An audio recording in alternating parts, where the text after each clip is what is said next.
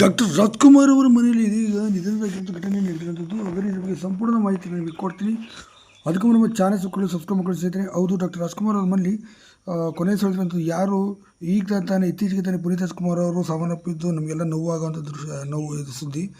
ಇದೇ ಸಂದರ್ಭದಲ್ಲಿ ಈಗ ಇದೊಂದು ಮತ್ತೊಂದು ಘಟನೆ ಆಗಿರುವಂಥದ್ದು. ಮತ್ತೊಂದು ಹಿರಿಯ ಜೀವ ಈಗ ಕೊನೆ ಸಳಿದಿರೋಂಥ ಘಟನೆ ಈಗ ನಡೆದಿರೋಂಥದ್ದು. ಹಾಗೆ ಯಾರು ಅಂತ ನೋಡೋಣ ಬನ್ನಿ ಸ್ನೇಹಿತರೆ. ಇನ್ನೋರು ಪುನೀತ್ ರಾಜ್ಕುಮಾರ್ ಅವರ ಅಗಲಿಕೆ ಆದಂಥ ವಿಚಾರ ಗೊತ್ತಿಲ್ಲದೇ ಪಾಪ ಅವ್ರ ದಾರಿನೇ ಕಾಯ್ತಾ ಇವತ್ತು ನಾಳೆ ನಾನು ನೋಡೋಕ್ಕೆ ಬರ್ತಾರೆ ಅಂತ ಅಂದ್ಕೊಂಡಿದ್ದೆ. ಡಾಕ್ಟರ್ ರಾಜ್ಕುಮಾರ್ ಅವರ ಪ್ರೀತಿಯ ತಂಗಿ ಆದಂತಹ ನಾಗಮ್ಮ ಅವರು ಇದೀಗ ಕೊನೆ ಸೆಳೆದಿದ್ದಾರೆ ಅನ್ನೋ ಮಾಹಿತಿ ಈಗ ಬಂದಿರೋಂಥದ್ದು. ಅದು ಸದ್ಯ ಇದೀಗ ನಾಗಮ್ಮ ಅವರು ಕೊನೆ ಸೆಳೆದಿದ್ದಾರೆ ಎಂಬ ಮಾಹಿತಿ ಸದ್ಯಕ್ಕೆ ಬರ್ತಿರೋದು. ಇನ್ನೋರು ಗಾಜನೂರಿನಲ್ಲಿ ಇರೋ ವಾಸವಿದ್ದು, ತಮಿಳುನಾಡಿನ ಗಾಜನೂರಿನಲ್ಲಿ ಇರೋ ವಾಸವಾಗಿದ್ದರು ಅಂತ ಹೇಳಲಾಗುತ್ತೆ. ಇನ್ನು ಬಾಲ್ಯದಲ್ಲಿ ಪುನೀತ್ ರಾಜ್ಕುಮಾರ್ ಅತಿ ಹೆಚ್ಚಾಗಿ ನಾಗಮ್ಮ ಅವ್ರ ಜೊತೆ ಜೀವನವನ್ನು ಕೂಡ ಸಾಗಿಸ್ತಾಯಿದ್ರು.